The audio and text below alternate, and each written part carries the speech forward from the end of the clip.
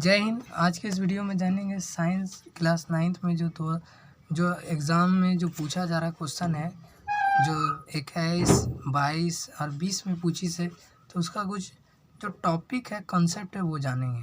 तो चलिए देखते हैं। भौतिक राशि से बहुत पूछा है। असल में यह टॉपिक क्लास 9 का है और हमें ये क्लास 11 का है और 9 में पूछ देता है। तो राशि के माने है कि मापना या माप या तौल या गिनना इसको हम राशि कहते हैं, जिसे हम नाप सकते, तोल सकते, गिन सकते हैं। ये दो तरह की होती है। पहला होती है सदिश और दूसरा होती है अदिश राशि। सदिश और अदिश, ये दोनों में दो तरह का उलझान में पूछ लेता है। तो इसके बारे में कि कौन राशि सदिश है, कौन अदिश है। सदिश को इंग्लिश में वेक्टर के नाम से जानते हैं। वेक्टर, सदिश। तेजी से लिख रहा हूँ क्योंकि समय कम है, कम टाइम में ख़त्म हुआ। अदिश को स्केलर कहते हैं। स्केलर यानी कि अदिश राशि। सदिश के माने है कि एक तरह का परिणाम, जैसे मेरा वजन 45 किलो है, तो ये वजन भी बताता है और एक तरह का दिशा यानी मैग्नीट्यूड यानी परिणाम प्लस डायरेक्शन दोनों बताता है। परिणाम प्लस दिशा दोनों बताती है ये सदिश। ये सिर्फ परिणाम बताता है, अदिश परिणाम। और हम इसके निकालने का एक स्पेशल फार्मूला होता है। इसे हम डायरेक्ट जोड़ सकते हैं। ये इसे निकालने का फार्मूला होता है और इसे हम डायरेक्ट जोड़ सकते हैं, जिसे अलजेब्रा एक्सप्रेशन एडिशन कहते हैं। इसमें इसके एग्जांपल में आता है, जैसे बेग भी सदिश है, भार भी सदिश है, बल, संवेग है ना, कोणीय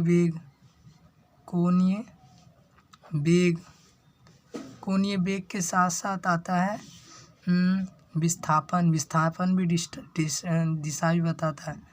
विस्थापन, ये सब सदिश के एग्जाम्पल है। इसका जोड़ने का जो फॉर्मूला होता है, इसको निकालने का रूट, ये क्लास 11th में पूछेगा, 9th में नहीं पूछेगा, सिर्फ बता दे रहा हूँ। a² plus b² plus 2ab cos theta इसका फॉर्मूला होता है। इसे हम अलजेब्रा एक्सप्रेशन में जोड़ सकते हैं। इसके एग्जांपल में आता है आयतन, धारा, विद्युत धारा भी अदिश राशि है। विद्युत धारा के साथ साथ इसका फॉर्मूला है दाब भी सिर्फ एक रिजल्ट बताता है। दाब होता है, फिर घनत्व होता है। घनत्व के साथ साथ द्रव्यमान होता है। द्रव्यमान माने मास को कहते हैं। ये सब अदिश के एग्जाम्पल है। ये सब कन्फ्यूजन था, बता दिया। अगर एग्ज़ाम में आएगा तो अच्छा आसानी से सॉल्व। इसे अलजेब्रा से जोड़ा जाता है। अलजेब्रा एक्सप्रेशन, अलजेब्रा ऐड से, जैसे मान लो कि 2 एम्पियर की धारा बह रही, 2 एम्पियर की धारा और एक छोर से 2 एम्पियर, एक छोर से 3 एम्पियर की धारा बह रही, तो हम इसे जोड़ सकते हैं, टोटल 5 एम्पियर हो गए। तो ये सदिश का एग्जाम्पल है। आगे देखेंगे। आगे हमारा जो क्वेश्चन है, यूनिट भी पूछ ले रहा है भाई। इसको इकाई कहते हैं या मात्रक भी कहा जाता है। इंग्लिश होता है यूनिट। ये एक तरह की इंटरनेशनल, पूरी दुनिया में एक नाम से जानी जाए, इसे हम मान्यता प्राप्त राशि कहते हैं। मान्यता प्राप्त होता है इसे। इसके पहले ये तीन थी, जिसमें था CGS, FPS और MKS। CGS भी था, MKS जो है, ये MKS का अपडेट वर्जन है SI unit system of international. इसमें 7 राशि है, जिसमें आपसे पूछ सकता है 7 राशि होती है SI यूनिट में। SI यूनिट में 7 राशि। पहला लंबाई, लंबाई को मीटर में मापते हैं। दूसरा टाइम, समय, समय को हम सेकंड में नापते हैं। फिर होता है मास, द्रव्यमान, द्रव्यमान, द्रव्यमान, द्रव्यमान को हम किस में मापते हैं? किलोग्राम में मापते हैं, द्रव्यमान को किलोग्राम में। फिर उसके बाद आता है ताप, जिसे थीटा से सूचित करते हैं। इसको केल्विन या सेल्सियस में नाप सकते हैं, असल में केल्विन है इसकी यूनिट। फिर उसका होता है धारा, विद्युत धारा, विद्युत धारा, विद्युत धारा को हम किस में नापते हैं? एम्पियर में नापते हैं, ए से डिनोट करते हैं, इसका संकेत आई होता है विद्युत धारा। उसमें आता है ज्योति तीव्रता, ज्योति तीव्रता, ज्योति तीव्रता ये पढ़ा दे रहा है क्योंकि आगे भी आपको काम आएगा। CD कैंडला में नापते हैं। एक आता है पदार्थ की मात्रा, आखिरी क्या है? पदार्थ की मात्रा, पदार्थ की मात्रा को मोल में मापते हैं, मोल में। और 1 मोल बराबर होता है 6.022 गुने 10⁻22 या 23 कण मोल, यही बराबर होता है। इसे एवोगाड्रो नंबर भी कहते हैं। आगे देखेंगे, यूनिट से हो गया, यूनिट का मामला लिपट गया। अब आगे देखेंगे हम बल। बल से हमें पूछ लेता है एग्जाम में। बल एक तरह का प्रयास होता है, धक्का या खिंचाव को बल कहते हैं। धक्का या खिंचाव होता है, बल एक तरह का धक्का या खिंचाव है। ये एक तरह का ट्राई है, ट्राई कोशिश है। बल एक तरह का कोशिश है जो किसी वस्तु के आकार, स्थिति सबको बदल देता है। ये 2 तरह की होती है, संपर्क में और असंपर्क में। एक कॉन्टैक्ट फोर्स और दूसरा, इसको फोर्स इंग्लिश में कहते हैं FORC फोर्स, और दूसरा होता है नॉन कॉन्टैक्ट फोर्स, है ना। इसमें कौन कौन आता है? तो पेशीय यानी घर्षण बल आता है, पेशीय या घर्षण बल आते हैं। इसमें कौन आता है? इसमें आता है इलेक्ट्रोमैग्नेटिक यानी विद्युत चुंबकीय, फिर होता है स्ट्रॉन्ग न्यूक्लियस और वीक न्यूक्लियस, ये 4 तरह के आते हैं। स्ट्रॉन्ग नाभिकीय, प्रबल नाभिकीय, दुर्लभ नाभिकीय होता है। और ग्रेविटेशन भी आता है, ग्रेविटेशनल फोर्स भी आता है। ग्रेविटेशनल फोर्स यानी गुरुत्वाकर्षण बल के बारे में पूछ लेता है एग्जाम में। तो ये 2 पिंडों के बीच लगने वाला फोर्स है, 2 पिंडों के बीच जिसका द्रव्यमान m1 और m2 हो और कुछ दूरी पे रहे, तो ये एक दूसरे को, इसको कहते हैं पृथ्वी अपनी ओर किसी वस्तु को आकर्षित करती है, उसे हम ग्रेविटेशनल फोर्स कहते हैं। इसका फॉर्मूला होता है G(m1m2)/d², इसका फॉर्मूला होता है। ये न्यूटन का यूनिवर्सल लॉ ऑफ ग्रेविटेशन कहलाता है। आगे देखेंगे न्यूटन के गति के नियम। न्यूटन के गति के नियम, न्यूटन के गति के नियम, गति के नियम यानी गति का नियम। गति का नियम क्या था? पहला नियम था न्यूटन का फर्स्ट नियम था गैलीलियो का नियम, गैलीलियो का नियम। पहला नियम न्यूटन का गैलीलियो से रिलेटेड, ये जड़त्व से रिलेटेड है। जड़त्व किसी इनर्शिया इसके इंग्लिश में कहते हैं, इनर्शिया ये एक तरह का चेंजिंग का विरोध करता है। ये अगर रेस्ट में है, अगर ये रेस्ट में है यानी विराम में है तो विराम में रहेगा, और मोशन यानी गति में है तो गति में रहेगा, यानी मोशन में है तो मोशन में ही रहेगा। ये एक तरह का ईगो होता है, कहाँ? ईगो, ईगो एक तरह का ये ईगो है, गुस्सा है, जिद है या गुस्सा है या ईगो है। ये समझ लिए कि ये द्रव्यमान के समानुपाती होता है। ईगो या गुस्सा हम कैसे कह सकते हैं? जैसे अब हम किसी को मार रहे हैं, जिद पे अड़े कि हम जाबे करबो, खेलबे करबो। अब हमको कौन करेगा? हमारा गुस्सा है, हमारा वजन है, दबदबा है, तो ये हमारा ईगो होता है, गुस्सा या दबदबा। जड़त्व जो का रिश्ता जो होता है डायरेक्टली, जड़त्व का जो इनर्टिया का रिश्ता होता है इनर्शिया का जो रिश्ता होता है वो मास के डायरेक्टली प्रोपोर्शनल होता है, यानी द्रव्यमान के समानुपाती होता है। ये हमसे पूछ सकता है।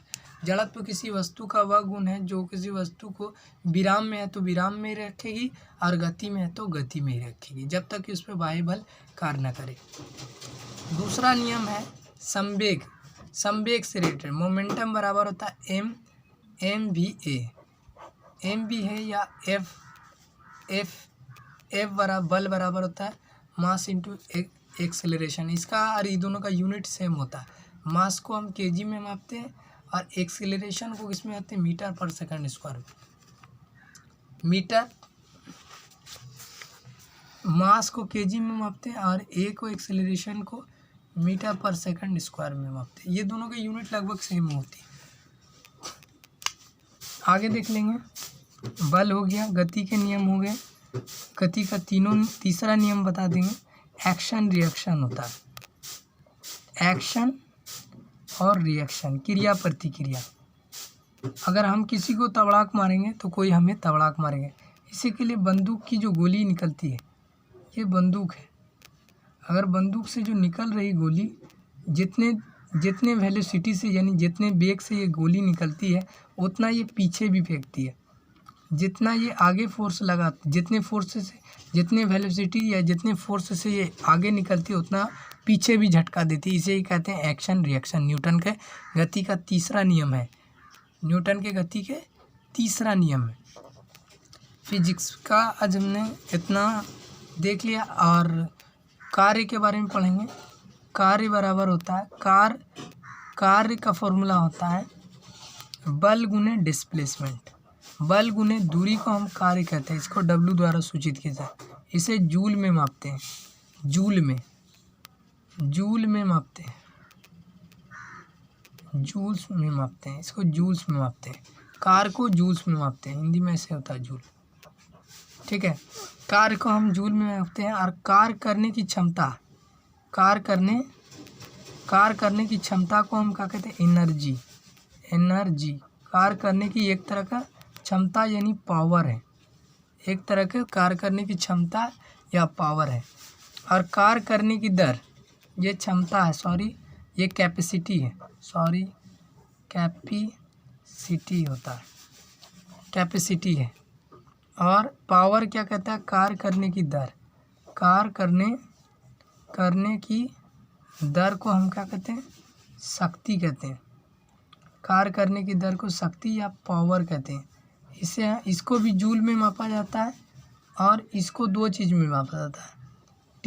टी अपॉन कार्य कर इकाई समय में किया गया कार्य शक्ति के बराबर होता है, यानी कार्य करने की दर। इसको हम जूल पर सेकंड या वाट में मापते हैं। वाट, WATT वाट का स्पेलिंग होता है। WATT वाट का स्पेलिंग होता है ये। और एनर्जी जो होती है, ऊर्जा जो है, एनर्जी बहुत तरह की होती है। मेनली हम 5 एनर्जी का जिक्र करेंगे, जिसमें आता है पहला स्थितिज ऊर्जा, स्थितिज। दूसरा है गतिज। दूसरा विद्युत ऊर्जा, चुंबकीय ऊर्जा, ऊष्मा ऊर्जा। और ऊष्मा ऊर्जा 1 2 3 4 5 ऊष्मा ऊर्जा हो गई। विद्युत चुम्बकीय ऊर्जा हो गई। और होती है, ये तो 4 ही ऊर्जा। और आगे देखेंगे, अगर इन स्थितिज ऊर्जा किसी वस्तु में स्थिति यानी ऊंचाई पे रखने के कारण पैदा होती है। ये देखिए, ये एक हथौड़ा उठा हुआ है तो आदमी ने इसे एक स्टेट यानी किसी वस्तु में ऊंचाई के कारण जो ऊर्जा पैदा होती है उसे स्थितिज ऊर्जा, और किसी वस्तु में गति के कारण जो ऊर्जा होती है उसे गतिज ऊर्जा। अगर हम इन दोनों को मिला दें, अगर इन दोनों को जोड़ दें तो यांत्रिक ऊर्जा कहलाती है। यानी स्थितिज प्लस यांत्रिक, स्थितिज प्लस गतिज ऊर्जा को यांत्रिक ऊर्जा कहते हैं। जैसे एरोप्लेन के बारे में आप लोग सुना होगा। ये जो है स्थितिज प्लस गतिज दोनों करती है। एरोप्लेन में क्या स्थिति, ये ऊंचाई पे उड़ रही है और एक तरह से मोशन यानी गति कर रही है। स्थान परिवर्तन की दर को गति कहा था मैंने।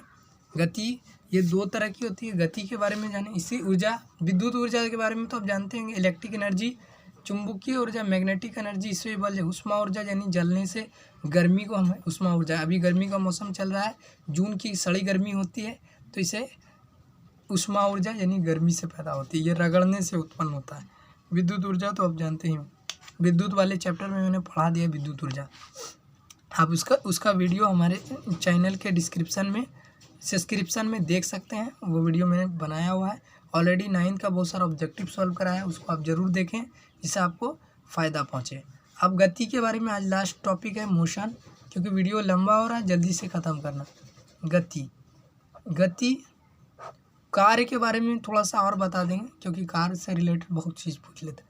मोशन ये स्थान परिवर्तन की दर होता है, स्थान परिवर्तन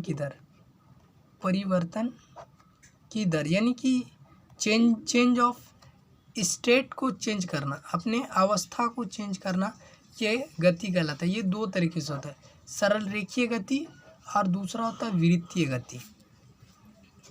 सरल रेखीय गति और दूसरा है विवृतीय गति। ये 9th क्लास में इतना ही जानना। ये एक सामान्य गति भी होती है और असामान्य गति भी होती है। जैसे कोई वस्तु हर 5 मिनट में 20 मीटर चलता है, 20 मीटर चलता, सॉरी मान के रखिए 200 मीटर चले, या 20 किलोमीटर चल रहा 5 मिनट में, ये संभव तो नहीं है, मगर मान के चलिए कि 10 मिनट में वो कितना चलेगा, फिर 20 जोड़ दिए तो 40 किलोमीटर चल जाएगा। 40 किलोमीटर चले, हर 5 मिनट फिर जोड़िए, तो ये क्या हो रहा है, एक तरह ये एक सामान्य गति होगी। और कोई कभी 5 मिनट में 20 चल गया तो कभी 30 चल गया, तो ये एक असामान्य है। सामान्य असामान्य के बारे में आप समझ गए। अब पूछता कि कार्य कब शून्य होता है। कार्य कब शून्य होगा, तो दूसरा कि जब वस्तु जब डिस्प्लेसमेंट 0 हो जाए तब भी कार्य शून्य होगा, जब बल शून्य हो जाए तब भी कार्य शून्य होगा, जब वस्तु को फेंक रहे हैं लौट आए तब भी कार्य शून्य होगा। तो वस्तु विराम में रहे तब भी शून्य होगा, और लौट आए तब भी शून्य होगा, और डिस्प्लेसमेंट हो जाए यानी वस्तु घसकवे ना करे तब भी कार्य शून्य होता है। ये पूछ सकता है कार्य से रिलेटेड। तो आप बोलिएगा पहला रेस्ट में रहेगा तब भी शून्य होता है। कार्य शून्य कब होगा, W बराबर 0 कब शून्य होगा, जब वस्तु विराम में रहे यानी डिस्प्लेसमेंट बराबर 0 होगा तब भी कार्य शून्य होगा, जब वस्तु लौट आए तब भी कार्य शून्य होगा। और एंगल भी अगर 0 हो, एंगल अगर 90 डिग्री हो गया तब भी, एंगल अगर 90 डिग्री हो गया तब भी कार्य शून्य होगा, क्योंकि इसका फॉर्मूला होता है FDS cos थीटा होता है। ये पूरा कंप्लीट फार्मूला होता है, मगर 9th में इतना ही जानना है। तो मिलेंगे नेक्स्ट क्लास। अगर आपको इसका एक स्क्रीनशॉट लेना तो ले लें, यहाँ से एक स्क्रीनशॉट आप इसका ले लें, एक स्क्रीनशॉट आप इसका ले लें, ले लिया, एक स्क्रीनशॉट आप इसका ले लें, आप एक स्क्रीनशॉट इसका ले लें और एक स्क्रीनशॉट इसका ले लें। अगर वीडियो अच्छा लगा तो लाइक करें, चैनल को सब्सक्राइब करें और शेयर करना ना भूलें। कमेंट के माध्यम से ज़रूर बताएं कि वीडियो कैसा लगा, और जो भी टॉपिक आपको पढ़ना है तो कमेंट के माध्यम से बताएं, मैं ज़रूर आपकी ख्वाहिशों को पूरा करूँगा। और मैं एक सीरीज़ वाइज वीडियो छोड़ूंगा, और वीडियो को स्किप करके ना देखें, जिससे आपका बहुत सारा टॉपिक छूट ना जाए। लिखना इम्पॉर्टेंट नहीं है, इसको समझना सबसे बड़ा इम्पॉर्टेंट चीज़ है। मिलेंगे नेक्स्ट क्लास में, तब तक के लिए जय हिंद।